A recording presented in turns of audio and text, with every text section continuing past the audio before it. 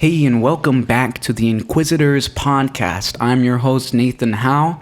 Here's our wonderful co-host, Desiree Oka Dallas. And today we have a guest. But I want to give a shout out to our man on the other side of the fourth dimension, John Burch, who's making everything possible here.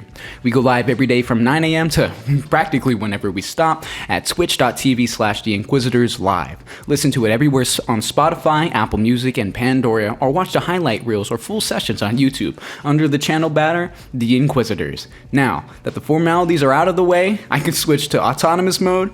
And would you, Desiree, our beautiful resident co-host, like to introduce our guest for today? Our guest for today is Jonah Hines. Would you like to introduce yourself, maybe plug some of your socials? Yeah, my name is Jonah. I've been kind of co-hosting podcasts for about a steady 17 years. I do have an Instagram. I have a Twitter where I talk about politics. I don't know. I really like this book that we've read. Yeah. Before we get to the book, how was everyone's day? Everybody have a good morning so far? I had a great morning. Thank you for asking. Yeah. Well, Nate, I did set my alarm for 7:15 in the afternoon. Okay, understandable. Sometimes we get it flip-flop, but the thing about life is that we keep persisting. Now, let's talk about your Twitter a little bit. Before we really dive into today's topic, I just want the everybody who's listening to get a good grasp of who our guest, Jonah Hines, is. So let's just cut straight to the chase. My Twitter? Yeah. Okay. I often retweet things like, I don't know, sometimes I'll see something and I'll like it a lot and I'll retweet it, Like the Kanye peeing on his Grammy. That was a really good one. Really had a great statement. Do you remember Balls in My Face? Yeah. By Amigos? Oh, that was a classic. Taco Tuesday. Taco Tuesday. Yeah. Feedback Friday as well. Not sure about that one, but I did Taco Tuesday. Okay. And then Desiree, would you like to get us started in this today, or would you want to pass the mantle to me still? I can do either way. I'll just pass the mantle to you, Nate. Thank you. And as the Olympics starts, I have caught the fire. Now, we have in our hands today the gorgeous, amazing, beautiful, hot, sometimes sexy book that George Orwell wrote on his deathbed, 1984. Now, I'm going to give you a quick synopsis of 1984. It was made in, kind of like a palindrome in 1948, and that's when it was published. It was George Orwell's magnum opus, some sort of absurdist take on what reality would be if we have some, communist revolt or a takeover from the government, and what it would be to live and exist in that. And it's not necessarily a book where, the hero wins. For God's sakes, the hero in this book is a criminal. He's deranged, right? Can we all agree on that? Yeah, I agree. He's kind of like this, slumped over angry man 24/7. But besides that, it's really, really intriguing to see just what lengths he'd go to revolt against the government. Now, let's think of this. So, when you're reading this book, is it more so of a message about power or the inner struggle? What's something that you two really get from this book? I think that it's kind of a warning, as most dystopias go. It's warning the people about what things can turn out into. George Orwell, he was a he lived in Britain. He was a British person, right? Yeah. And person is a little bit hard to say. He was just British. Yes, I hate the British. Yeah. He was.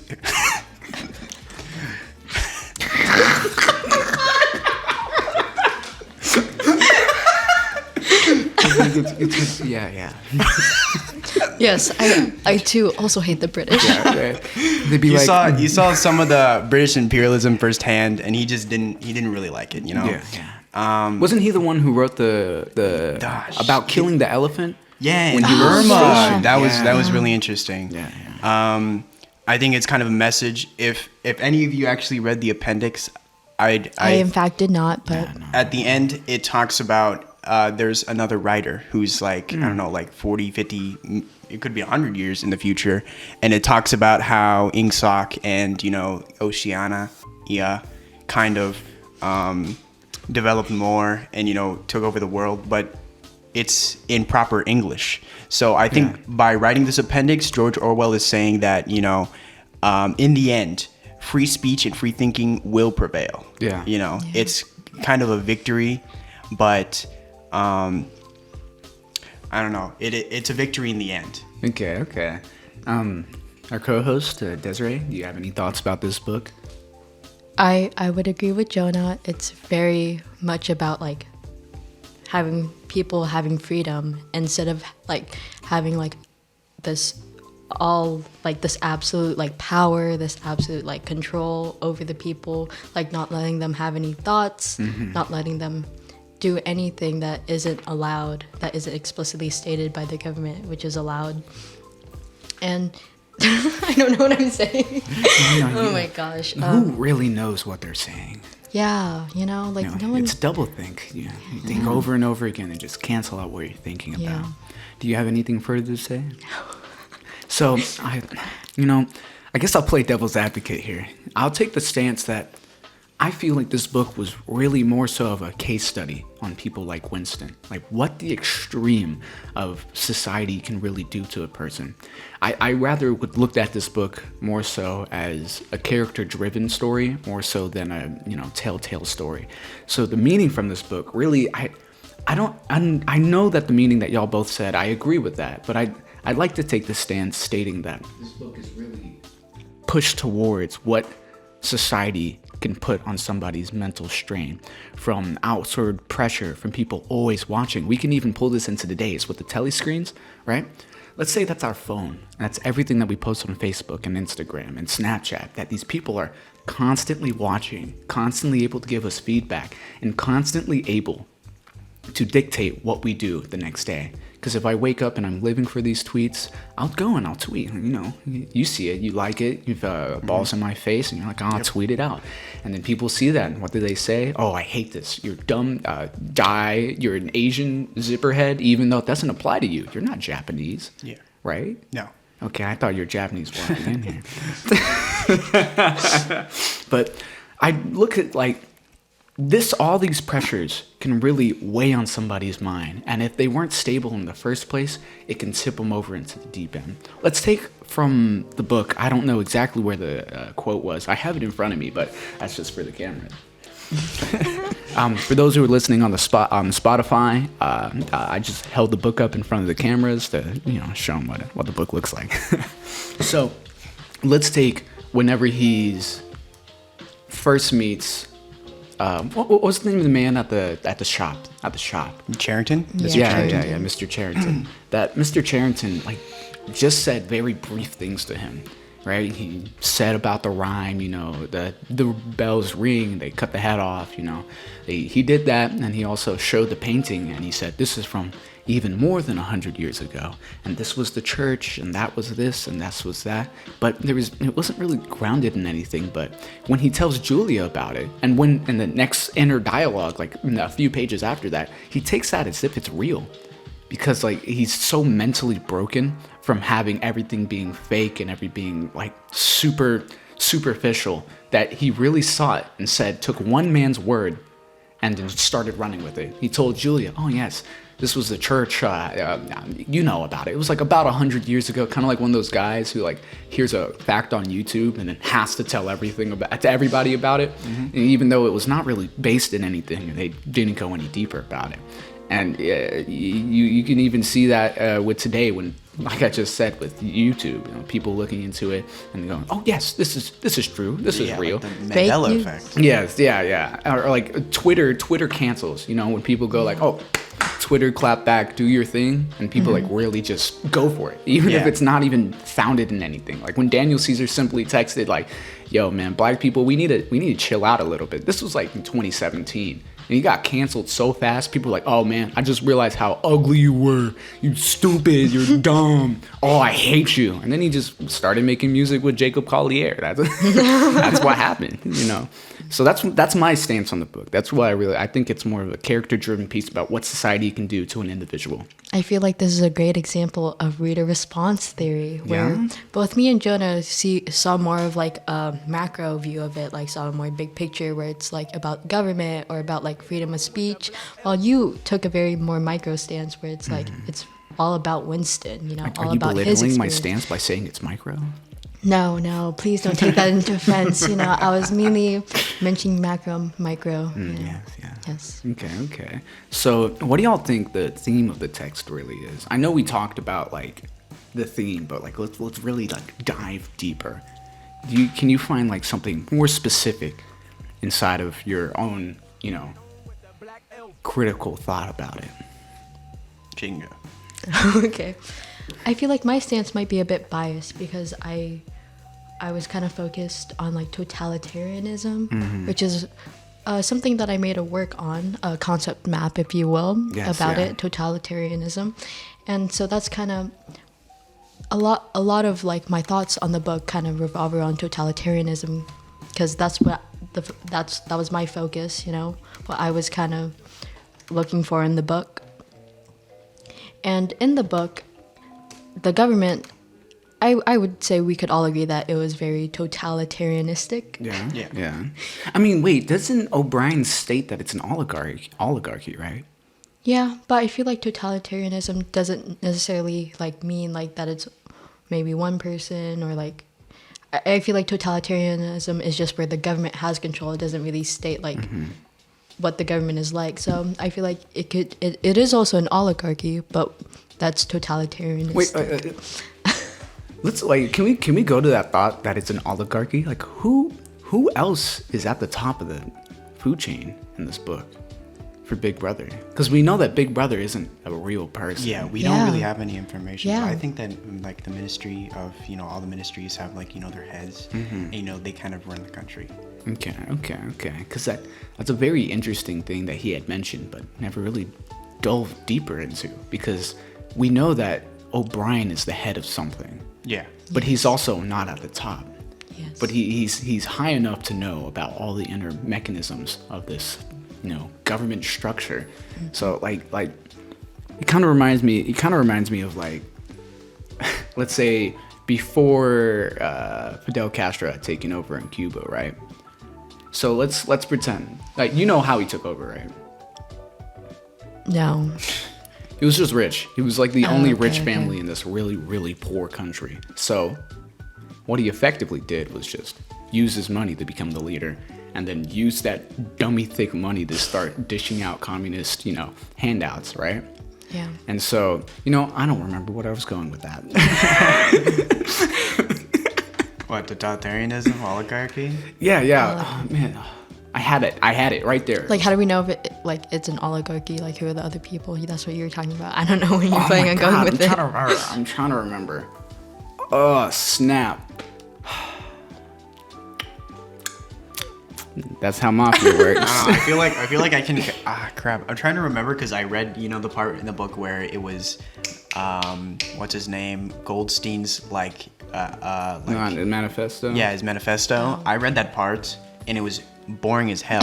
Why'd you read it? Because I thought it would give me like more information on kind of the setting. Because I think what really makes this book as great as it is the setting. Because Orwell kind of he builds this world so great. There's no loopholes at all. Like if you read, you know, like I don't know, the Hunger Games or something, like why the fuck then don't they just leave and make their own society? Yeah, like especially in District 12, most of that is just wilderness. Yeah, I know. Yeah. But like in this book, there's no loopholes. Like you can't escape. There's no way. He built this world so great, and it's pictured so well in my mind. And I think that's one of the really good things about this book is that the setting.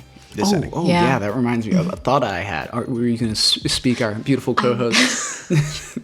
Okay, well, I would just really agree with Jonah that like I think Orwell did a great job of showing us that the people really couldn't escape, that there was no way out. Because I feel like in modern like dystopian novels, there's always a way for the main character to prevail, you know, for the protagonist to like to be able to overthrow the government. That's and for our snowflake generation. I always think there's a way out. Yeah, but like in this book, like I feel like I had like a sliver of hope, but like I think I knew in the back of my mind that there was no way that something would actually happen, that he could actually escape from this world, you know?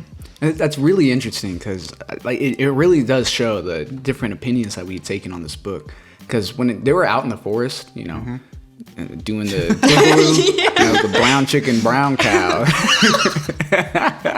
is that they knew no one was watching them, and it was just open field.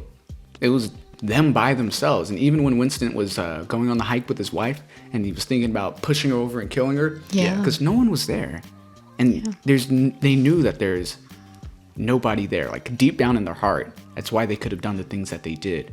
And it's true, they did it, and no one was there to watch them. So why can't people just run away into the forest? And it's really interesting because I think that from my point, it's not that the government is always watching them. It's that they've been indoctrinated so much and so often that they now are paranoid 24/7 if they are being watched. It's kind of like a person who, like, if they get made fun of being fat for their entire life, and they can lose all the weight they want, but the second something comes back up to it, they'll get super hyper defensive. They'll watch what they're eating and eat. They'll beat themselves up because when they're out there, what do they keep saying? There might be a mic in these bushes. I know it's not true. There's no mic in these bushes, but there could be. There could have been a man on patrol who's out here, because of a community hike. There's a man out there. He can always get me. He can always get me. Or like Julia had like different paths for her and Winston to take when they got there, and then had different paths for when they left as well. Even if no one could really follow them, and especially when Winston was like going to the bar, and then he first came across the place where like he thought Julia was sneaking behind him to kill him, and he went to the shop, The alleyway? Oh, yeah. It was like when he was first he just got out of the bar because he was trying to talk to that old man. Yeah. And they know no one's really watching them. Like the prolets can't afford a telescreen. So what are they worried about? And it's all just a mental game. It's all really just brainwashed inside their minds. Like North Korea. North Korea is a great example of this. The people, they can't really leave because there's mines everywhere. There's the DNV. Right? The DNZ. I like nodded like I'm like the DNV. They're about to pull up. Can I get my license real quick? So I want a South Korean license. I don't want the North Korean shit, right? But the people are super brainwashed. Their entire life they've been trained and taught that, Kim Jong-il created hamburgers and the sun and everything, and America's bad, and there's still a proxy country of the Soviet Union. So I think in like the perfect example of this book and how it more so mentally affects people would be North Korea and China. Because I have a couple of Chinese friends, and even if they're not like born in China and they barely visit China, for some reason it's super instilled in them that China can do no wrong. China can't do this, China can't do that. And their answer is because American media, Western media, African media, Asian media, they keep saying that it's the world against China. Like Donald Trump going like, I just don't get good press. They hate me for no reason. It's just my personality. You know what I mean? Even though there's like concrete evidence against everything that he's said, if it's true or not. It's the same thing with people, my Chinese friends. Like this girl Yuming, I was talking to her the other day, and we were talking about the Uyghurs in China, the Muslims, right? And she was like, China's so diverse. We have Uyghur Chinese, we have Han Chinese. I'm like, they're all Chinese. So I don't know how you move to America and still see that China's diversity. Still think that China's diverse, right? Because it's over like a 90% homogeny rate. And it's also 90% Han Chinese, and the Uyghur is a minority. Yeah, and when I brought up the camps, they're being killed in China. When I brought up the camps and like the main Uyghur hub, like it was a super bustling. Everybody would go there. It was a tourist hub. There we go.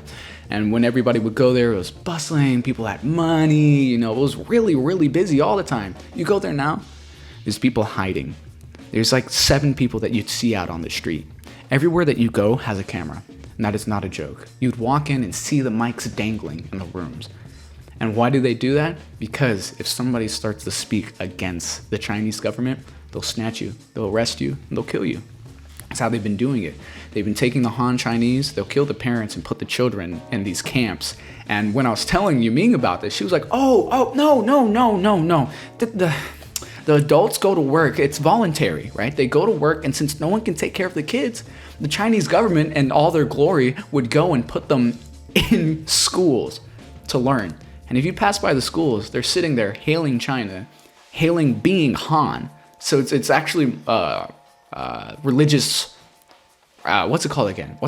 Kind of like the gay camps that they used to send people to become straight. Yes, it's a religion conversion camp, and it's brainwashing them to look at Mao Zedong, or is it Mao Zedong or is Xi Jinping?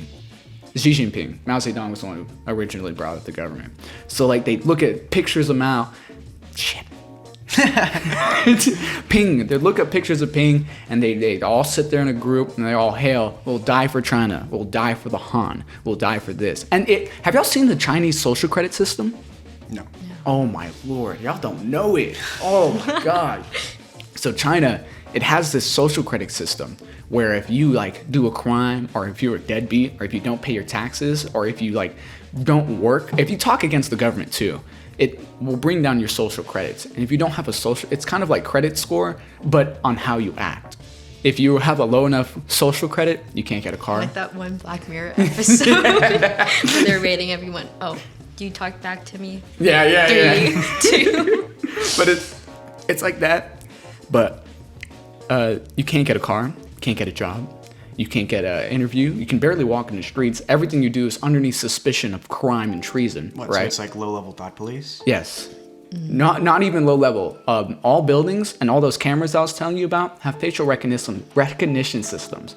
So it'll recognize your face, right?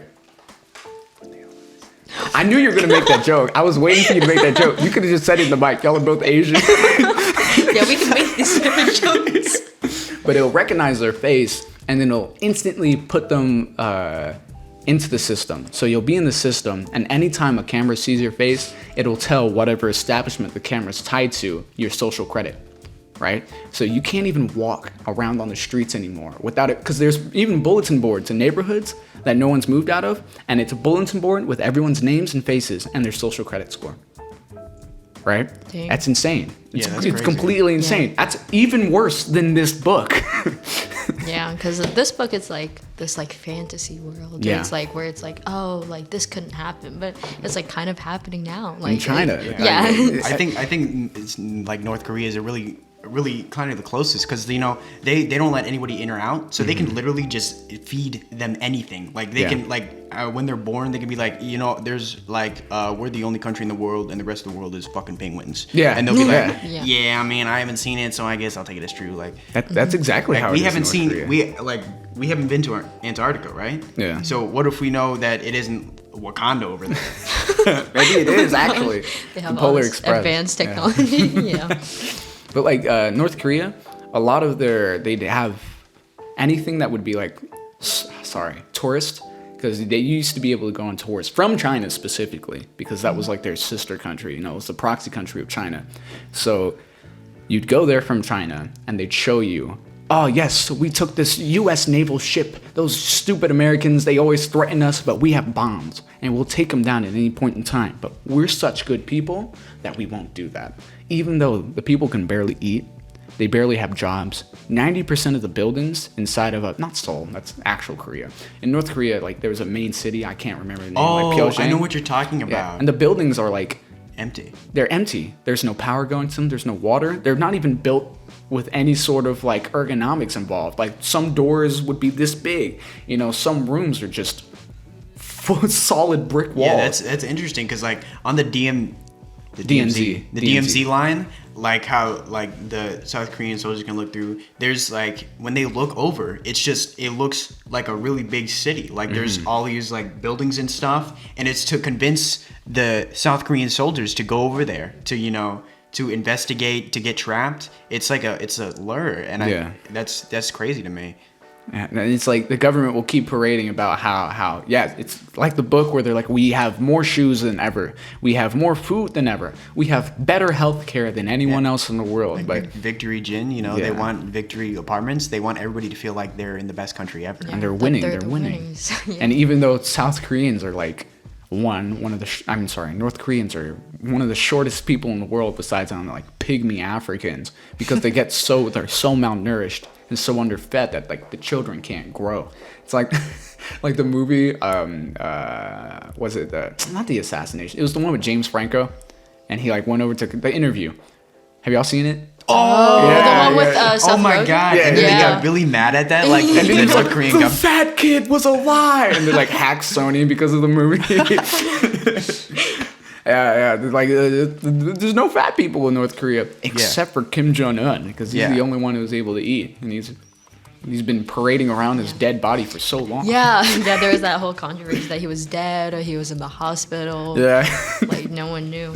But like going back to China, my Chinese friends, that when I did bring up like the social credit system, she brought up the fact that like how Peterson would say like, oh, I don't mind because I'm a good citizen. My daughter would never tell me out because I have no thought crimes. Oh, yeah. She was kind of like, well, what would you be worried about the social credit system if you're a good person?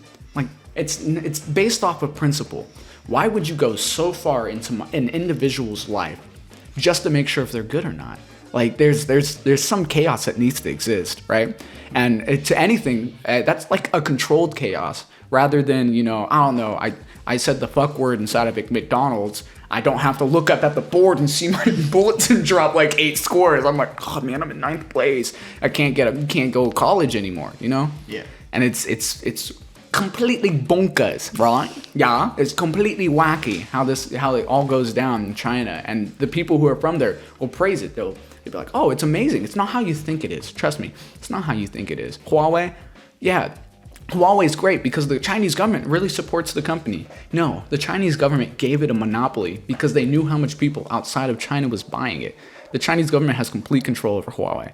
That's why America doesn't allow it. That's why TikTok was on watch list, because their parent company was a Chinese company.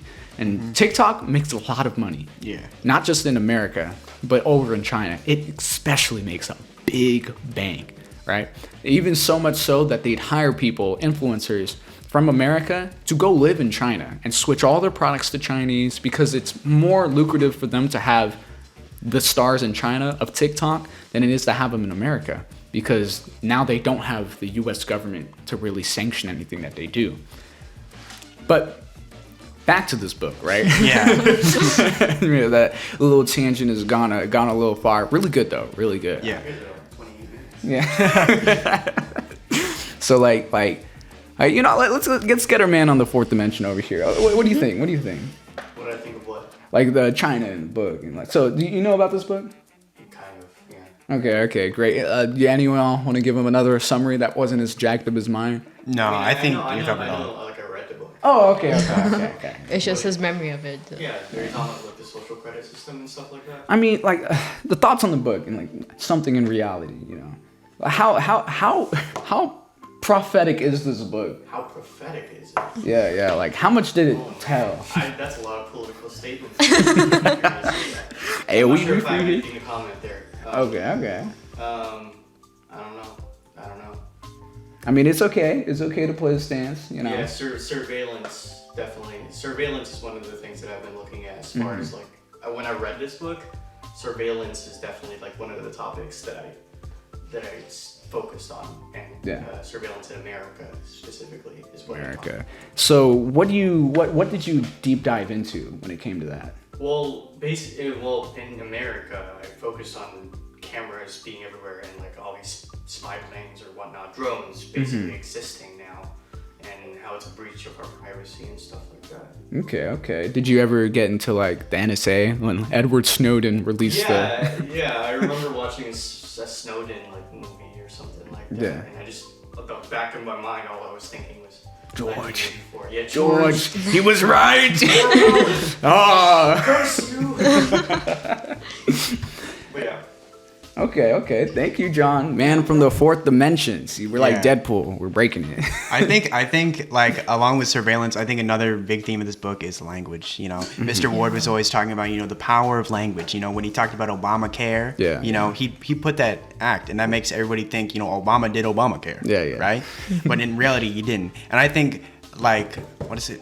Newspeak is interesting because it's limiting the amount of words, but it makes me think like they're like, when they're born and they the only language they learn is Newspeak, and they feel something, they won't be able to express that feeling, and that's the reason why Newspeak exists. Like Sime even. Sime or Seam? Sign. Yeah. Sime? Sime. I kind of imagine it Sime, but I don't know. Sime. But yeah. when he, remember what he was saying? He was like, why would you need words like good and great when we can use more good and double plus good? Yeah. There's no need for these frivolous things that talk about emotion. We're trying to get down to the point. Yeah, and it makes me think like in our language, like, you know how like in certain languages some things don't really translate to other things. Yeah. Yeah, like there's no direct translation. It makes me think like what are some things that I can't express with my language, with English?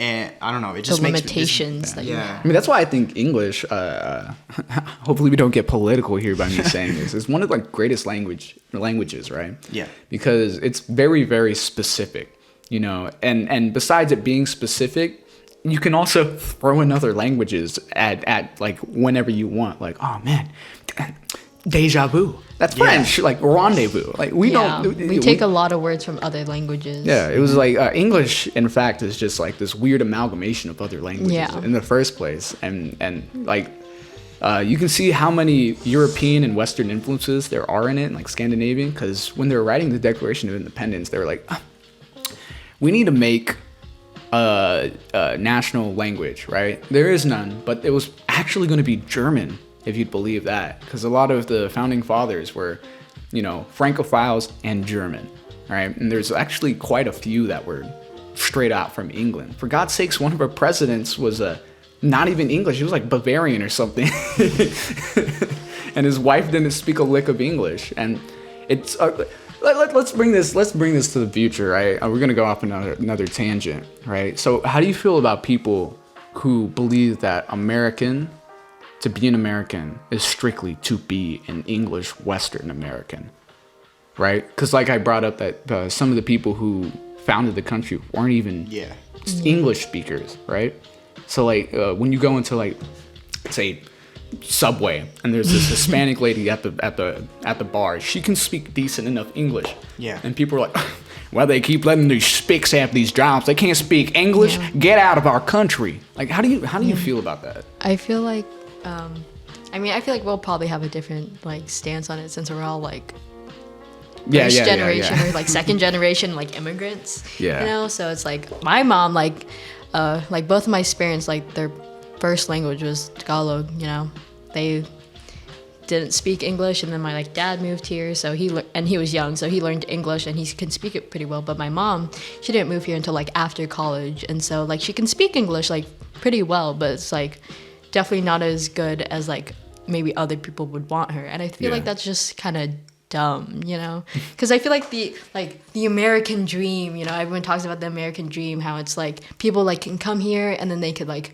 live their life to the fullest, you know, they can have a great life in America. Yeah. And it's like, and that's like the reason why my mom moved here, so she can like have a good job, because I know like my mom has like relatives in the Philippines who definitely like the way they live is just like not like good like in comparison to country. us. Like my mom like has these huge boxes that she sends back to the Philippines. Oh, my mom does that. Yeah, where she like buys a whole bunch of stuff for my relatives in the Philippines, and then she'll like box it all up. Like she'll go to like St. Louis so she can like, because it like these are big boxes. They're like the size of this table, if I'm being honest. And like you can't really just send that out here. and so she'll send like these big boxes back to the Philippines, so my family in the Philippines can like have stuff. And like that's why she moved to America, to really like provide for not only herself and like her family and like the family back in the Philippines as well. Yeah.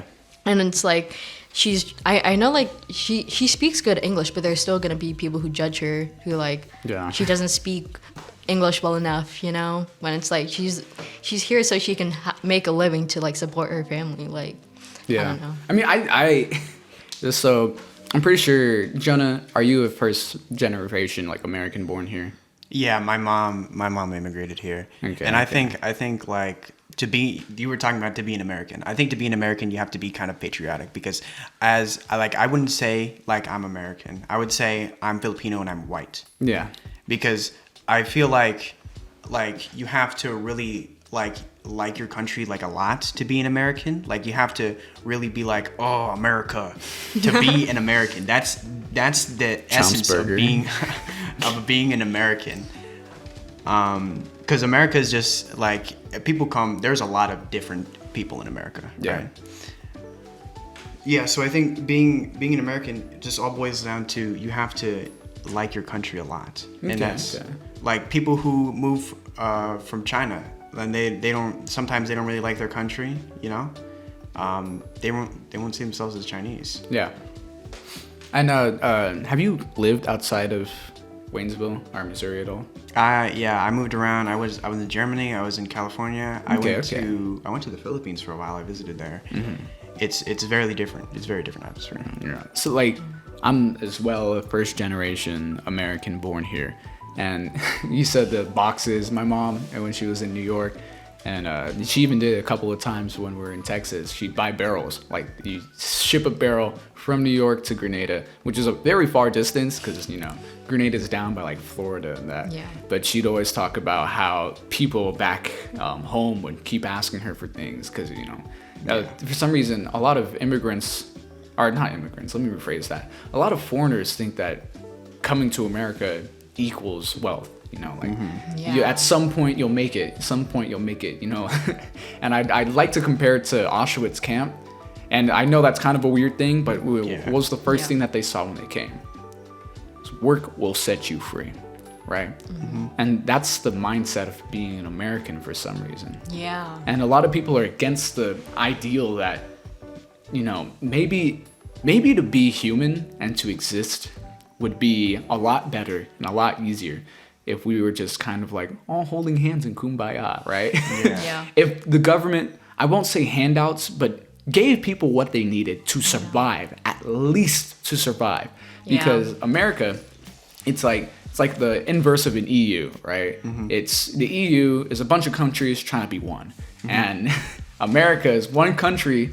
One that's trying to be a bunch of countries. Yeah. For God's sakes, you can commit a crime in Montana. Like, you can commit legal murder in, like, Montana, but go down to Texas and you spit on somebody that's the electric chair. You know what I mean? Yeah. That's hyperbole, but you get the point. Yeah. And it's people, when they see America, they know what four places. Oh, like Texas, like California, and New York? Yes. I don't know the fourth place that you're thinking. Florida. Oh, Florida. That's all they know, Florida's right? just kind of... Yeah. And so when I'm talking, like my Italian friend, Nicolo, he'd say, why don't we just go to Chicago?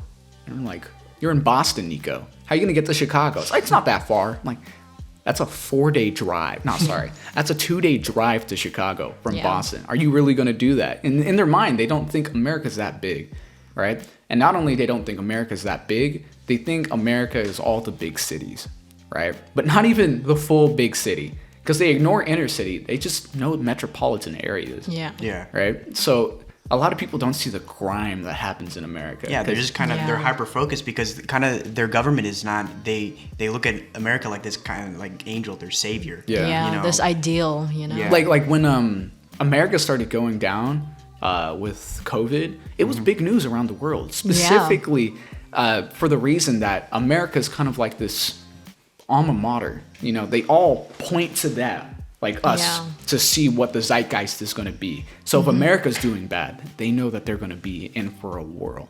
And like a lot of my foreign friends were freaking out when the cases started going up in America, or when the missiles were dropped on was it Iran? It was on the Iranian. Oh, yeah. General. And then there's like the World War III. Yeah. Like I feel like Americans really didn't care, but foreigners were losing their minds. Like they were all telling me, like, how can you just sit back and laugh at these memes? Like, this is war. This means something bad. I don't want to serve for my country, because America, like, is pretty lax. A lot of my Korean friends, Israeli friends. They can't go back to their country for like the next 7 years because they didn't want to do service, right? So it's like, do service or don't come back. And so like even if war started, they would have to go to the military, and that's what they were all freaking out about.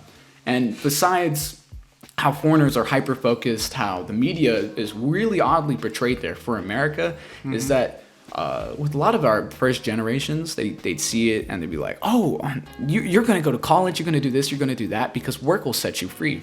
Well, there's some people who've been born and raised here, like inner city raised here, that, still can't get food for the next day. Yeah, who work a lot, but then like all their jobs, they're like minimum wage or even like less somehow. Yeah. They can't. Not only are they like less than minimum wage or minimum wage, is that the tax breaks that Donald Trump did, it barely affects the rich. It mainly affects poor people. It just snatches their money. Like taxing the rich. Yeah, they're like, guys, we're gonna make taxes way cheaper for y'all, right? But it doesn't mean anything if you only make $7 an hour. What do you get? You get like $5 out of that $7, while a billionaire gets like 999 million. Yeah.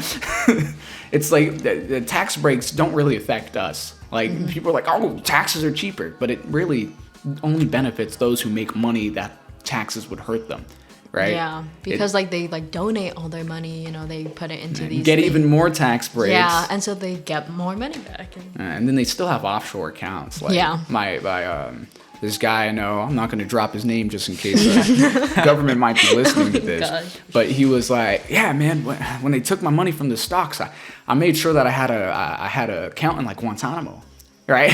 Yeah. He had an offshore account, like a Swiss account, that he put millions and millions of dollars into until the FBI was off his back. And only now is he going, he's like, oh yeah, I bought a whole route I bought an entire route to FedEx. And now this man is like bought like a huge property land and is investing with a couple of his friends to make Wakanda. I'm not joking. This man is trying to make Wakanda, and I wish I was joking. We were on the phone. He's like, "Yeah, a couple of my friends, we bought like a couple 100,000 acres, and we're gonna try to build Wakanda. It's gonna be a black person utopia." I was like, okay, but I mean, it's a novel. It's novel. He's really trying to like go into inner cities and pull people to go to Wakanda. Yeah. He's really trying to make that like the new Austin, Texas. You're a gamer, right? We're all gamers here, right? I game. Gamer girl over here. So, would y'all mind if we made a comparison to this book to one that we had read last year, Brave New World? Yeah. Oh, I did not get through Brave New World, but I feel like Brave New World is kind of like the inverse operation of this book. Yeah, that's like literally like super hyper specific. Like you cannot choose a single damn thing in that book. Yeah. Like even if you wanted to, no, you were born in a bottle. Yeah.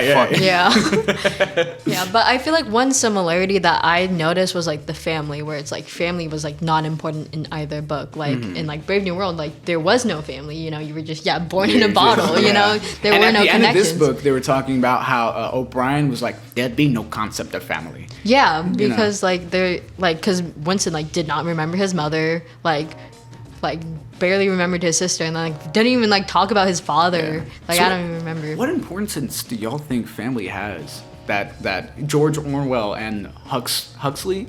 What? Deleuze? Yeah. I really want to call him Alfredo Huxley. I know his last name is Huxley. Aldous. That's how I imagine. What a weird name. But what do you think is the importance that they're trying to get there at, that family holds? I feel like just family is just like a support group, someone who you can rely on, because even with friends, it's not always gonna I know my mom talks about it a lot. My mom always stresses the importance of family, but she's like, family is always going to be there. Your siblings, your relatives are always going to be there, but friends and maybe other people, they'll leave eventually. It's not going to be forever. And so that's kind of what I think. Just having people who are constantly gonna support you, and who are constantly gonna always be there for you. I mean, it's not like that in every family, of course. Yeah. I feel like the book is kind of the opposite. It takes remember that dude who had He Points with lips. was like the guy with the 2 kids who had the catapult and was like shooting him. I forgot his name. What? No, but like the Wait, guy which who book had are you talking about? this. Okay, He had the kid who was Oh like. yeah, who had the slingshot? Oh, Not cat. I was no, like it's catapult. the woman. It's the woman that lived next door. No, but they were. I thought that was a guy. Yeah, it was like the man and the woman, like Patterson, like. Oh, Yeah, no. and they were married, and then they had the 2 kids. I Like, thought, okay, Pearson was talking about his daughter a lot. Oh, but yeah, No, but, like, yeah, I think it how was his, Pearson. How his daughter like turned him in. Like I feel like Yeah, this book is yeah. kind of like you literally cannot trust anybody. Everybody Yeah. backstabs each other in this book.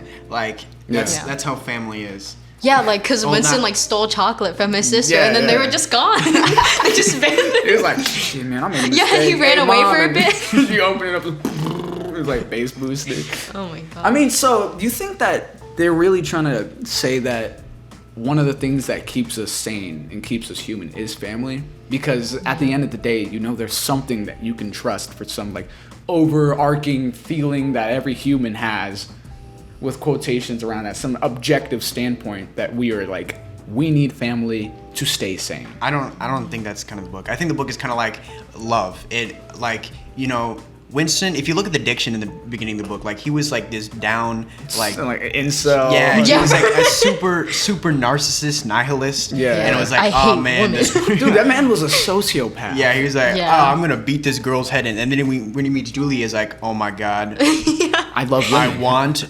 want only this girl. Yeah, yeah. And Yeah. then like he becomes more optimistic. yeah, I think one of the symbols in the book is the paperweight. You know, the paperweight with the coral in the middle. yeah. I think that's his hope. The coral in the middle is his hope for Yeah. Julia. And That's then why when shit was smashed. yeah, and then when he gets the thought police comes in, they fucking destroy it. Yeah. And like the coral is kind of like the future that he wants, and it's just destroyed, just Yeah. absolutely destroyed. I mean, that is actually quite good of an observation, because I when he didn't was notice standing in the room and they had their hands up, what was something that he said? He said, "I can run right now. I can leave Julia behind, and I can escape this, but I can't because of the fear." Yeah. But in that moment, what did he say? He'd leave her behind. This Yeah. woman that he loved, and it was like right after he said that he'd leave her behind, the thing got smashed, and then she got knocked the fuck out. right? Yeah. It was like perfect timing. And it was like when it all went down, it was I didn't even think about that symbolism. Hey. Yeah. I think that Well, there's a gotta lot of guess here. symbolism like that, like the Chestnut Cafe. You know how Yeah. it represents the end of the line. Like you know that's Yeah. where all the characters go to die. The three men. Yeah. And Now it makes sense why they were all crying. It was the same reason Winston was crying. Because Yeah. the song's talking about betrayal. yeah, And at the end And of the day, they they betrayed know everyone they that know they they know. failed, and Yeah. you know. I definitely did not pay that much attention to the symbols, you know. Like all I remember is Mr. Warrior like stressing about like the ulcer, like it's gonna come back later, and then it didn't. I didn't really understand that. I didn't What get did that. they mean? ulcer. It was like I don't know what it symbolized. Like I didn't think that far, but it's like once he like met Julia, Yeah, it kind Yeah, like it it stopped, it vanished. Like subsided. it like and then as soon as like he got caught, like it started growing again, and he started getting sick again. Oh, so it's like maybe it's like one his of those like people. it's for rebellion. The ulcer's rebellion. I don't know, something like Like that. it kind of controlled him, and then like once he like kind of met Julia, he like was Yeah. not getting controlled. I was gonna say, like, y'all think that the ulcer is like symbolic for like some sort of, it's like projection. Like the ulcer probably wasn't actually. Yeah, that that's bad. what I was Yeah. thinking. Like he just kind of imagined it. Yeah, and that's like where he'd let his frustrations out. Besides fantasizing about killing people. Yeah. He'd be like, "No, man, my day's so bad. I gotta scratch it." For those who are listening on Spotify, I was scratching my leg furiously. But so, any like specific parts of the book that like really pointed out to you? I'd like to say one first is when he was talking about his wife, and she was like, "It's our duty to the party." Oh, that made me like I don't know. That was kind of sad to read. Oh my god, that part where he takes an old woman, hook her home. I was like, what? Oh, and then when Julia had on the makeup and the spray, and he was like, "It reminded me of that old hooker." Yeah, I was like, how is he like turned on by this? He was like, "I'll ignore it." Yeah, like he was like underneath that makeup, I could see just how old she was. I was like, dang. I just And he's imagine still like stuck he's like with her. like laying in bed, it's completely dark. He just turns on the light and it's just some old woman. He's like, whatever. You know, I'm horny. but like so that quote right there though, where he was talking about his wife. Yeah. Like zooming in on like the introspective view of it, I really liked how that kind of showed that he could be a person every now and then. Because in the parentheses, he was like, I read it as laughing, you know, like she really said that, like kind of like whenever we talk about you know who, and we're like, this man's really he really said that, and. Yeah. When that quote came up again later, right? Because it showed like this weird, really good world building of humans and how they conversate. Because we saw it a couple 10 pages earlier, and then when he was with Julia inside of the room and they were talking about it, right? And he was like, and you can't believe what she said next, right? Yeah. And she was like, let me guess, it's our duty for the party. And he was like, yo. Yeah. And like I think there's some moments in this book, even though Winston is like this horrible person who swore that he'd kill kids for the Brotherhood. That was one of the quotes. If that was an old lady, would you slay and rape her? It's like, yes, I would. Yeah. I will. Would you like kick a kid in the face and like I don't know. Throw acid was like England. And he was like, yes, I would. And the only thing that he hesitated with was departing from Julia. Yeah. Betraying her. Yeah. And then Room 101, it just broke him. Yeah, they're I both think- like, we betrayed each other. Do you think, I thought it was really interesting because he was afraid of rats. Do you think that because they were surveilling him, right? Yeah. Did they make him afraid of rats? Yeah, because like I don't. Explain it Yeah, too. I didn't remember rats at all in the book, and I was like, Well, they said something when they were in the bed and they ran across, and oh then it's yeah, like a rat there's a came. rat. it Yeah. zoomed into his brain there for a second. I imagine it's like one of those anime dialogues when he was, because you know Julia comforted him, and he Yeah. said that he wasn't necessarily that afraid of the rats, because he was saying something about, I don't remember if this was when he was younger or not, but it was a dream that he'd have where he'd see the darkness on the other side of the wall. And he'd just keep thinking about the darkness. But he pretended like he didn't know what it was, even though he knew quite well exactly what lies on the other side. Was the rat symbolic for him dying in the end? Like always, like that there is no future, like some very nihilistic thing that's on the other side of the wall. And he just embodied it to be a rat, because they're on the other side of the wall. Yeah. I don't know. I really like the symbolism in this book though, because Yeah. You gotta hyper focus on like his foot, his like left toe, and like what's this mean? Yeah. No, but like remember when they were in the room and they looked out and there was always that singing woman? Yeah, That's- and then they're like, that's- she's so I think that- attractive. Yeah, at the end, like when nearing the end, when before the thought police came in and they're like looking out the window and she was singing and he was like, her wide body I was like, birthing children. Like, is that? I don't think he thought that she was actually attractive though. I think he was like really thinking about wanting to have kids with Julia, and like the yeah. beauty of childbirth. yeah, and, and like, then I think he compared her to Julia and how like Julia didn't have those like those wide- wide birthing hips. Yeah. And he was also talking about the joy of going through pain but still singing at the end, right? Because she kept singing every single day, Yeah. even though she's birthed like 12 kids, her hands are all messed up, she's fat, her back is like fucked, and she has a horrible job. Yeah. And when he said, but he still sings at the end, right? And I think that was more of some sort of like allegory to what he wants at the end. Like that was him having a spark of joy before the thought police came and destroyed him. Because as soon as like they talked about that, that's when the telly screen behind the thing started repeating everything that they'd say right back, and they're like, and they're like for those who are listening on Spotify, I just stood up like a JROTC kid. Oh my gosh, we cut you off though, Jonah. Oh yeah, Oh, yeah, it's yeah, just, my bad, it's just my kind bad. of like the person singing is just kind of like, I don't know, their future. Like they can always see it, you know, it's always out of reach. They can't really get to it. And I think the pearls are a really interesting like type of characters in the book because they're like he speaks with them, like the way he talks to them is much more different than the way he talks to other people. Like when he talks to other people, he's being really conscious of what he says. He's saying, you know, the bare minimum. With the pearls, he's actually kind of like enjoying their talking. Like when he was talking to the old man, like he was like, man, this guy's a fucking idiot. Yeah. Like, It's like, please like tell me about they're something having else. like they're a completely different like demographic. Yeah. They're way different than like back to Brave New World. The Pearls are kind of like the main characters in Brave New World. You know what I mean? Like we can see Winston, and do you remember the name of any of the guys from that book? No, but I do remember the class system, how like epsilon, D. and the alpha. Oh, yeah. Yeah. But it was like everybody who was like an alpha and a beta, and there was one above that, right? Or was it just alpha and beta? I feel like it was an alpha because that would make a lot of sense. Okay, so like it was just the alpha and the betas, and like when they were sitting there, the main character of the book that we follow for the first half reminds me a lot of Winston. It's the same kind of like shrill guy who's like he thinks people are always talking about him. He won't get a girl. He hates women. Oh my gosh. Like, yeah, they're very similar. But the worlds that they lived in was that everybody was on Soma and everybody was kind of like a pro. They only existed for the feelies, watching the feelies, and instead of like going insane. It was very superficial. Yeah. There was no like deep thought. There was no deep thought, and that's how they controlled the people's mind in Brave New World. Is that they kind of made everybody pros. Yeah, they gave them everything they wanted. Yeah, and then but it's like a flipped class system because the savages in Brave New World are kind of like the party members, right? They just kind of like live day to day and like basic necessities, and they hate life. Like, who's the guy whose mom was a part of the alphas and stuff? John?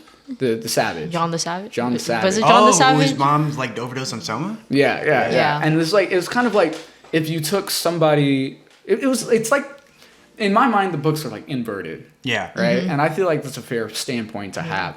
And the pros are on the top in this case, and it shows like if the people who are on top are neither educated or free, then there's not a lot of change that can happen because they're all dumb at the top and dumb at the bottom in this book, right?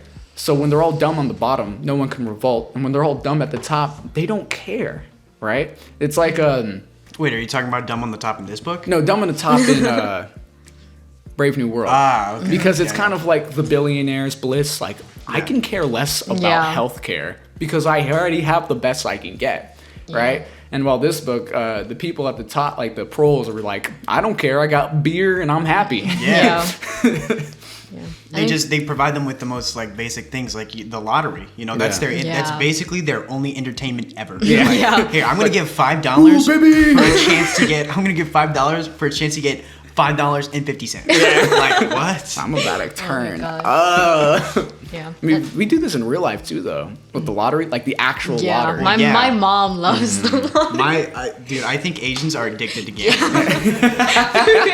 My mom, like, she'll love to spend like $20 on like 5 like lottery tickets, but the second you're like, hey, can we buy food? She's like, Pop-Tarts with no frosting, that's too expensive. She's like, no more than like $10 on a shirt.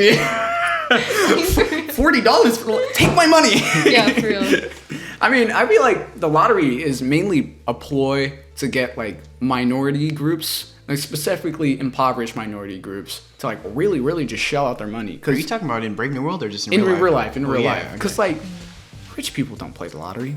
Like people who already have money, they have no reason to have they don't care. We have money. But broke people love the lottery. Yeah. I've listened for 17 years straight. My mom fantasized about winning the lottery. I think it's hope. It's hope. The lottery is hope. But it's false sense of hope. Yeah. They're like, there's this chance, this like 1 in a million chance that I'll get. 1 in like a trillion chance. Yeah. Okay, fine. 1 in like a trillion chance that I'll get like money so I can like help my kids go through college, so I can help my family that lives in the Philippines. Yeah, it's some reason it's what keeps my mom going like almost every day. It's like it's kind of sad to watch her shell out this money that if she saved it back when I can remember her playing the lottery for the first time, we'd have easily like $100,000 in the bank. Yeah. Right? But it's all these things that keep people broke. You know, there's something I think that's funny that I think of, right? Is that I hate when I'm talking to people who are like uneducated. Right? I hate talking to dumb, stupid I hate talking people. to stupid dum-dum heads, right? To bozos. That's what my brother would say. Look at this clown. You're the whole circus, bozo. But my gosh. You know, it's kind of like I want to help people be more educated. But at the same time, if everybody's educated, then what makes me special? Right? Mm-hmm. And it's kind of this weird selfish thought that I have to myself every now and then that I'm like, I can really go and teach these people how to do this, I can really enlighten these folks so we can have a better like minimum line. Yeah. Like conversation. Yeah, not only conversation. Like I want to go out and help. I want to use my money to go and help other people. But at the same time, then if everybody's rich, then it's just the new poor. Yeah, You it's know what just I mean? like this competition, like I guess you could say like capitalism, where it's like you're constantly competing with others, like trying to fill out the system so you can have a one-up on one another. Yeah, and it's like if everybody has the same money, then what's the value of it? Yeah, there's always got to be someone at the bottom. And Yeah. that's anything in education and schooling and music. It's like Yeah, like a bell curve. Yeah. You know? Like you want to be on this side, right? Yeah. And you want to keep this one as far back, like the bell at the top of it, as far back as possible. And like, y'all ever have that though? Because I don't want to just shell out. You just talk to dumb people. No, not like where it's like talking I want to dumb keep people dumb. I have this chance to educate them. Nah, I'm not gonna do it. I know it sounded messed up when I said it, Oh my god. but y'all get the gist, right? I mean, yeah, but I think I have a different approach in it because I think dumb people are funny. Yeah, they're hilarious. But it's like kind of like in the same way as like a dog falling down a staircase, like a puppy, it's like falling, or like a bird hitting the window. Yeah. You're like, look at this, it's hilarious. It's like more so of like a peanut gallery kind of like look at the monkey dance show. Yeah. Yeah. And I hate that. I hate that though. I don't know. I don't know. I think I like it because I think that everything boils down to like, I don't know. Everybody has the ability to be smart, right? Mm-hmm. But they just don't do it. Yeah. That's why, like, my sister is incredibly stupid. I saw the text that Terrence sent in the group chat What? on Discord. He's like, Jonah, I saw your sister, and I just realized I could throw her with absolute ease. I can chuck her across the entire school 3 times without breaking a sweat. Oh my god. Yeah, but she's like, but it's like I don't want to help her because just talking to her is just I just hate it. It's so There's frustrating. Yes. It's like you're trying to convey something, but they're just not Not getting grasping it. And it's like it feels like they're doing it on purpose sometimes, right? Yeah. It's like, why can't you understand? It's like Winston like, talking to the old guy. Yeah. Yeah, like why do you not understand what I'm asking? I feel like I have like Miss Clark is like that with Josh Duncan. Lil E. What? Is his rap name Lil E? No. I know that kid though. Okay. Joshua Duncan. He has a kind of a mullet. And Miss Clark will be No. like, okay, so X is 4, and then at least 30 seconds later is X 5. Like, what goes through your head? Like, it's just like, whoosh. Like, come right on. over it, yeah. And like those people, they're like kind of like the epsilons, right? Yeah. And they're. It's really messed up for me to say this, but it's kind of like they're built to do manual labor. Oh my god. Because I was talking to Amelia about this, is that it's so surprising. So I think of everybody in my friend group as octopuses, right? This will make sense. What? in a second. Octopi? Shut up. Octopus. Shut up. You make fun of me for saying me and blah blah blah instead of. But like, so octopi, right? What they do is that they're intelligent creatures. They're fairly intelligent creatures. Not in like the same way as like somebody be like, look at this intelligent bug. He knew what color the apple was. Like, Yeah. like they're actually thinking. They need puzzles and they need stimulus. And I think of all my friends as that because if they don't have any mental stimulus, octopuses just commit cellular suicide. They just kill themselves. Yeah. And I'm not saying that if we're like sitting with dumb people, we're gonna just pull out the 9. You know? But it's more so like you'll mentally check out. You won't only mentally check out, but you'll become so enthusiastic that you lose all drive to really do things, right? But these people, it's like talking to them is kind of like having a puzzle that you've already known the answer to your entire life. Yeah. Right? Mm-hmm. It's like they're really easy to use around as pawns, like social engineering.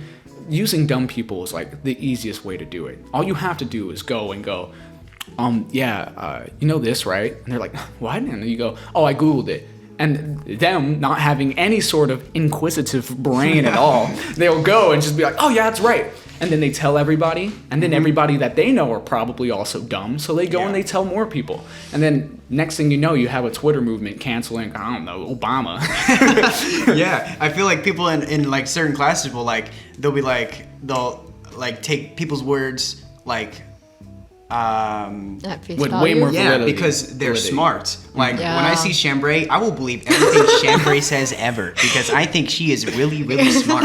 Like if she tells me 2 + 2 is 5, I'll be like, yeah. You know what? You know, that might work. Kinda, yeah. I mean, and like, was it? That's how I think, like, a lot of people get put in power, like Donald Trump. Yeah. Because people thought that he would be there for the broke man. You know, Yeah, they're he like, appeals to stupid people. Yeah. That's his whole And in demographic. America, there's my gosh, a lot of stupid people. My parents watch Fox News. Oh no! Well, I don't know about my mom. My mom, like when I asked her, she was like Republican or Democrat. She's like, I'm like neutral. I was like, Like, sure. yeah, but then my dad for sure watches Fox News. Like I'm in my room and I just hear it. I'm like, oh. It looks like I'm not. Whatever conversation I have with your father, I'm going to avoid bringing up anything about being. Bro, no, I know like my mom, like she's for sure voting for Trump just because he's pro-life. Like that's the Yeah. only reason. She's Catholic. She's like, that's the only issue I care about. That's That's the only reason why she'll vote for him. I'm like, and it's like I don't want to say anything. I don't want to yeah. go against my parents, but it's like, No, I tried. That's also how most of my arguments start with my mom. She'd be Yeah. like, "Oh, I'm pro this." I'm like, "Why?" Because in the Bible, like we brought up Israel, right? And Israel, for some reason, is this hot button topic that evangelical people just believe, like Christians love to believe in it because it says in the chapter in the Bible that it's the promised land to the children of Israel, right? But the Black That's Hills. not how that Yeah, works. the Black Hills is the promised land to the Native American people that it was stripped from in California. Yeah. What if they started killing you? What if they just went over to the Black Hills in Yeah. California and just started killing yeah, that's motherfuckers not how for the like land? real life works. I think It's not the like in Bible is really Bible. interesting because in like it's kind of like the law. Yeah. Like people like will die for this. And But- it's circular. They use the Bible to explain the Bible. Yeah, like in this passage it says that God is real, so God must It be must be real. I'd be like, This camera's dying, by the way. okay, we good. But like in like real life laws, like over time they change the laws. Yeah. So that Yeah. like, you know, with the digital age they change everything. But with the Bible, they're just like, you know what? It was the original, so we're just gonna take it. You know, we're not gonna change it at all. We're not. But they changing. like for some reason, evangelical white people and like just like evangelical Christians in general, even Catholics, hate Jewish people. Like they really don't like Jewish people. But that's what people from Israel are. Like they're Yeah. Israelites and they believe in the Torah, right? And the Torah is like literally the entire Old Testament is the first 5 chapters of that book, right? But they want to look at that and go, oh yeah, we don't like brown people or Muslims, but keep Israel because it says it in my King James version of the Bible that has been remade several million times to specifically fit my accord. I'm going to take this as the law. It Yeah. was translated from Sanskrit to Hebrew to Egyptian to Italian to Romanian to Yeah. Spanish to German to French. I was expecting you to African. stop. No, I can keep going to Greek, okay? The entire Roman Empire, it was translated to Russian. That even though they have the Kremlin, that's kind of a different thing. The same Bible had to go through so many translations and reiterations before it even got to the King James Version, right? And the King James Version was made specifically to oust the Catholic Church. That's what he did it. It was in protest of the Catholic Church. It said, Yeah. hey, I'm the king, fuck you, I'm Christian now. Yeah, like I want to divorce someone. Let me divorce someone. Yeah, I'm tired of sending them to the nunnery to die. And the thing is, the King James Version was written by not only a rampant homosexual man, but it was strictly out of political accords. So why are we going to take this and apply it to today's mindset? Like it's the first original Yeah. copy of it. Like or like when people want religion and like government, and it's like government is supposed to be non-religious. Yeah. That's Yeah. like the entire point. We're not supposed to have religion. It's in supposed to be government. divorced from it. Yeah. Because like, if, like, it's super, just imagine this. A Muslim man walks into and it sounds like a joke, into God. the courtroom. Like a Jewish man, a Muslim man, and a white man. When I was in Sweden, we were at church camp, right? And in the room was 2 Muslims, a Jew, a Christian, and just an African man, right? And we're all sitting there playing Uno, and the jokes were amazing. Like we drop it down, and then the Muslim guy is like, "Man, you keep doing that? Moses." This is his name. It was Dean Moses, all right? So we call him Dean or Moses. And he'd be like, Moses, I swear to God, if you do, I swear to Allah, if you do this again, I will bomb you. And we're like, Aaron and I are like, Reverse. you know what I mean? Like, I for have those who this listen on +4 button. Spotify, I just put down a card and pretended that it was like a reverse Uno card, and just wanted to let y'all know. I just think religion is very interesting because it's like I don't. Are we all like what are you? Well, my parents are Catholic, but She's non-denominational. I'm pretty like non-religious. Yeah, I'm non-religious. I'm non-religious. But it's like I don't understand the appeal of religion. Like it's like it's a like, safeguard. Like some people believe it's like this, like it creates your morals, it makes you a good person, but it like really doesn't. You know what I think? I'm sorry that I'm going to further keep cutting you off. But I think my brother and I had a conversation about this where we think that the Bible is really just hand-tailored for stupid people. Not only stupid people, but people who don't have the brain power to want to think outside of it. You know what I mean? It's kind of like Soma. Yeah. It's this promise that takes all the pain away, right? And like they're looking for it. They're really looking for it because they'd rather have an easy answer than to ponder something, right? And so like that's why they use the Bible to answer questions, right? Yeah, because it's just right there. They just know it. And they're like, this book says it, so therefore it's true. Yeah, they memorize this one book and then it just becomes their life. Yeah, it's the book answer to all their problems. Be all, yeah. Like what was it? I can't remember the guy. He was the pastor that was doing that. COVID-19. I'll blow you away with the winds of God. Oh my gosh, what's I can't remember his name. I don't remember the church. It's like that one, like the It's a Baptist church somewhere in Texas, mega church. And when one of the ladies was interviewing him, right? She asked him, "So why did you buy a plane from Tyler Perry, like a private jet? Can't these money go to using to help homeless children?" Is that what it is? Is Is the church a business? Yeah, but you know what he said? She pulled out a quote that he said that he won't fly. The reason why he needed this plane is because flying commercial was like being in a tube filled with demons. If you're a pastor saving people, it's not your job. It's to like go into the shadow of valley of death and try to pull people out of it, right? But he went. You know how he answered that question? We wrestle not with flesh and blood, but based off of principalities. So they just it's like Donald Trump, where remember in the presidential election, debate, where he was like they would ask him a question and he wouldn't like answer it at all. Yeah, he just goes like, "Look at Biden, boy. Look at his son. Let's talk about his son." Oh my gosh. I'm trying to because I'm pretty sure they were like the megachurch was like deemed like a hate group. Yeah, because they were like racist and like. So my brother and I were like deep diving on some things because like religion leaves a bad taste in my mouth, specifically American evangelicalism, right? Because my parents were like, my mom was like, they were all super brainwashed by it. Like we weren't allowed to like leave during Halloween. We weren't allowed to like, because the demons will kill us, right? We weren't allowed to dress up or watch horror movies, and we weren't allowed to watch Harry Potter because witchcraft was a thing that will get ingrained in us, and if we started practicing it, we'd need to be, exorcised and killed, right? Weird stuff. And my aunt in 2016, in 2015, before Donald Trump was being elected, and it was like the last term of Obama, right? She was very seriously watching this lady who said that she was a prophet. And you know what she said Obama was going to do? She said Obama was in a room filled with Muslim men, and that he was telling them, I got you. I'll use martial law just before the next president's elected, so I can get president for life and convert America to the state of Islam.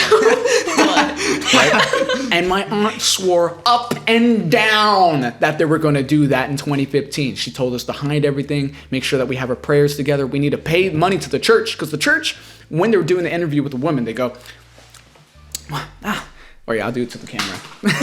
Like, that's profound. And so you're saying that the end times are near, like being Muslims, the end times, right? Yeah. So like the end times are near. And if you want to be prepared for the end times, you and your family, you out there, we have, and then they like pulled out this giant thing of like dried eggs, like what?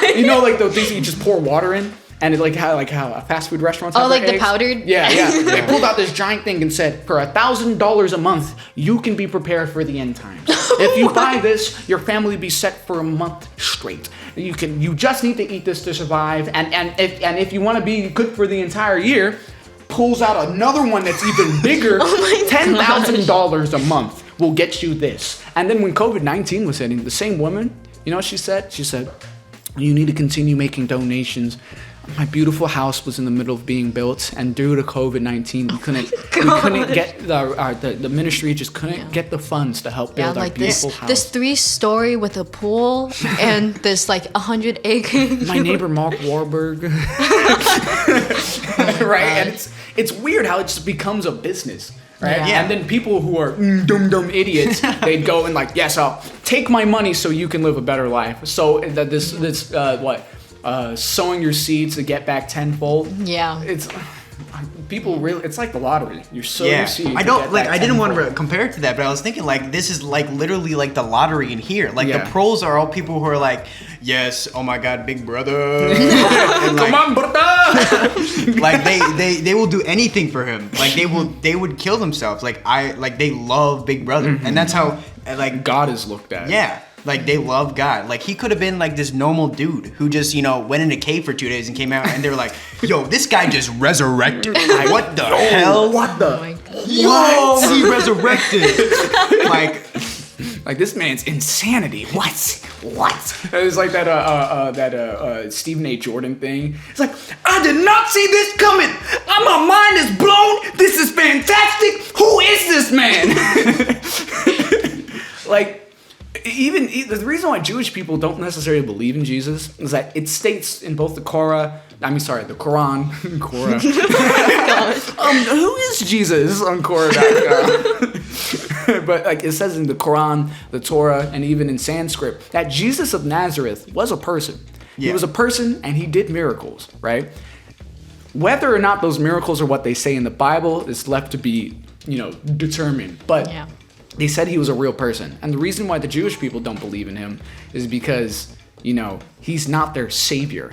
Like they expect him to come in on a chariot of flame and free their people. But when Jesus came, Moses had already freed those niggas, right? They were no longer being enslaved. They just didn't live in Israel. So, like, that's why they're like, nah, Jesus ain't the person. And the Quran follows, I think it was Cain and Abel. When one brother died, it was either Cain and Abel or the one where it's the 2 brothers, twins, and whoever came out first was going to be the king. So he like held on to his brother's foot. You were asking the wrong person. But either way, so one of those guys became king, and the father was blind, and so he like pretended to be hairy like his older brother. The older brother, I think that was Cain and Abel. That's what the Bible follows. I mean, the Quran follows. It's the older brother, and then the Torah and all the rest of the Jewish scripts follow the other brother. So that's where it splits off. But for some reason, Christianity chose, we'll do the beginning, we'll do to Moses, and then we're going to skip 10 years, and then Jesus. No, Jesus is born, skip 10 years, now he's a grown man at a party who made water into wine, right? And this is the man, this white man in the Middle East, in Egypt, with great, nice, long, luscious hair, is going to be the one that's our savior. And that's the one that we choose. And I was also talking about how the Bible was used to conquer countries, right? Yeah. And the countries who used the Bible to conquer made gold, it look like God, that. And gold, God, glory, and gold, God, and glory. Gosh. Gold, glory is like those VTubers when they're like, better, I know what you're talking about. You never watch VTubers? I do watch VTubers. I know what you're talking about. Oh, I thought you said you don't know what I'm No, talking I do. about. Ah, yes, man of culture. What about you, Des? I know John watches VTubers. Like, I know what it is, but I don't actually watch any. But like, it's they used images of people that looked like them to convince these aborigines, these what do they call it again? Mayans. They used that to convince them that they were God and that they were the chosen people to come here. Yeah. I feel like religion makes people intolerant, It makes them like, oh, this person's gay, Yeah. I hate them. My aunt. It gives them like a scapegoat. It gives them something to, To be a bad person. Yeah, like I'm a better person Yeah, because of this. It gives them their opinions. Like they don't form their own opinions. They're just like, you know what? It says it in this book that was made a billion years ago. So I'm gonna be like, okay, I'm gonna follow that. This is the thing. This is the thing I'm gonna do. Like my aunt wouldn't let us. She didn't. she told us that we weren't allowed to leave the house during the gay parade, like the Pride Parade in June. Yeah. We came during the summer, and she was like, whatever you do, don't leave this day, or your soul will be taken by homosexuals. they're like some like fucking demon that's like ready to like take our souls. The second we walk out, I'm like, oh, I saw a rainbow, and I like deflate. You know what I mean? But it's like, my aunt still doesn't like talking to gay people. She won't associate with them because in the Bible, you know what it says? You stay with the creed of which you want to be. It was something like that. It's like, so if you fraternize with people who are of sinners, you'll become a sinner. But it's like they take like 3 words and they form like they're like, okay, it says the balls ass. So and then we're gonna take that. I hate Muslims. Yeah. I hate Russian people. They have like, balls. What? And it's like they use this to like form their opinions, and you can take that from the trolls, and you can also take that to newspeak. Like the Bible is like newspeak. It gives them a very brief passage that can be applied to literally anything. Yeah. And then they apply it to literally everything. Like this Bible has all their morals, you know. It controls like who they are as a person. Yeah. And each new iteration of the Bible, it gets smaller and smaller. It's literally the Newspeak Dictionary. And at the end, it gets happier and happier. You know what I mean? Because like the Old Testament, humanity was damned forever. Like right where it was ended. very bleak. Yeah, they're like, oh, sucks to be human. And then in the New Testament, they're like, God, Jesus, they love you. They'll give you a hug. What are they making it like more accessible to people? Like for kids to like read it and be like, yo, God. Yeah, they're like, man, God will do my homework. Dope. Yeah, dude, he loves me no matter what. Based. It's like, Oh my God. they're even doing it like they're... Like those youth pastors. I was just about to get there. Like that's just like children like brainwashing. Yes. Like Yeah. you must believe this no matter what. Because especially with me, because my parents are like devout Catholics, like at church every Sunday, Ezekiel. you know, confession like every month or Yeah, something. yeah. I don't know.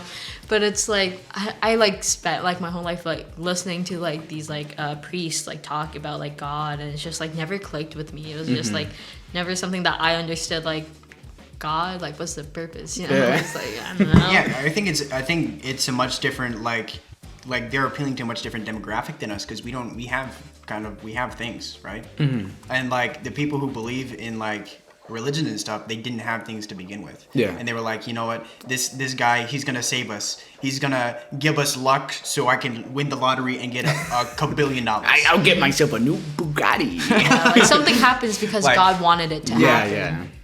And when we're talking about, let's take this to the book. Yeah. And with the kids and the spies. Yeah. And when Julie was Yeah. talking about how much indoctrination that she'd go through, Yeah. she didn't say it as indoctrination. She was just like, the rubbish that they teach us, right? Yeah. When I was younger, my grandma every single night had me take a passage of the Bible, memorize it, write pretty much a rhetorical analysis on it every single night until 2013. That's when we moved, and that's when her dementia kicked in, right? Okay. So like every single night I had to do that. Not only there, I'd go to church, go to youth ministry, and I'd do it there. And then on the weekends, on on Fridays and Saturdays, I'd get picked up on a bus to go to Awana, which was a church thing where I'd sit and I'd do the same analysis, memorization, and I couldn't look at the book, but in Awana, you get points for it. And these points could go to little gifts that you'd get, you know, a Jesus sticker, a bottle that says, I love God. And that's what I'd have to do every night until 2013.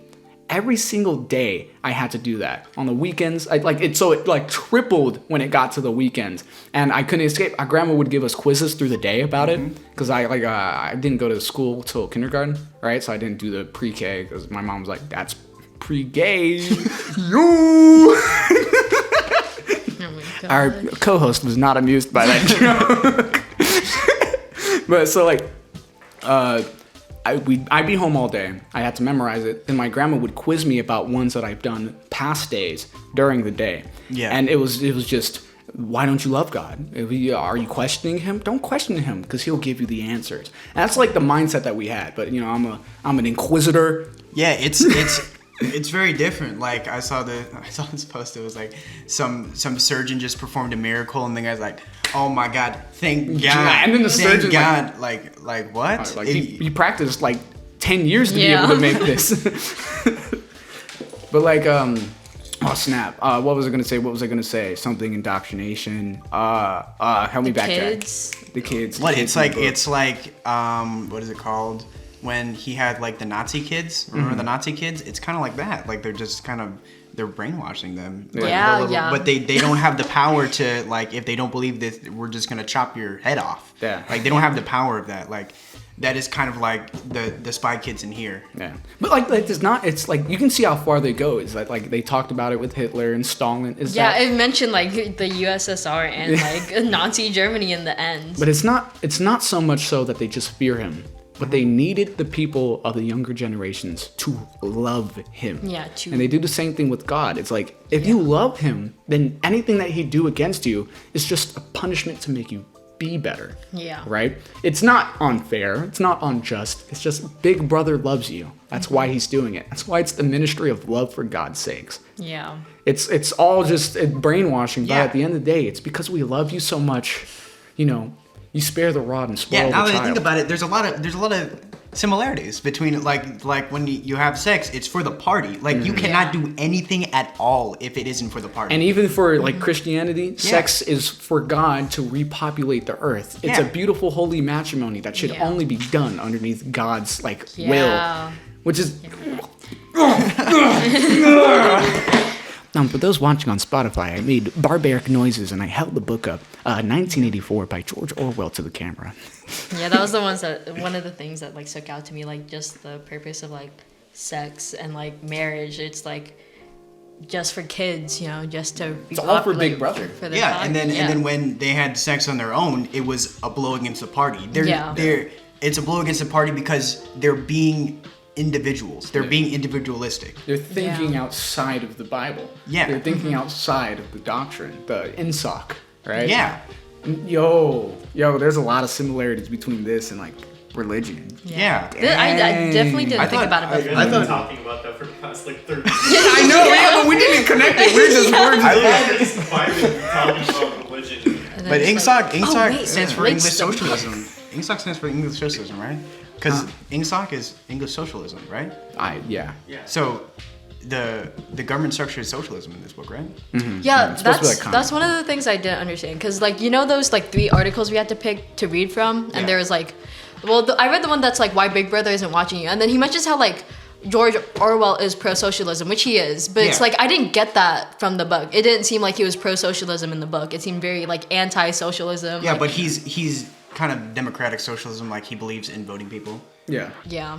But I think that stems from him just being in Britain, and that's why Winston is named Winston. He's named after Winston Churchill. Okay. Winston Churchill had a bad leg, and I think he also had like an ulcer. But like I watched something on it, and it was like they gave him the word Smith. Like Smith is the last name, as in Smith, as in smithing, right? As to make him kind of like a working man. Like he's so smart, like Winston Churchill, but he's a working man. Yeah.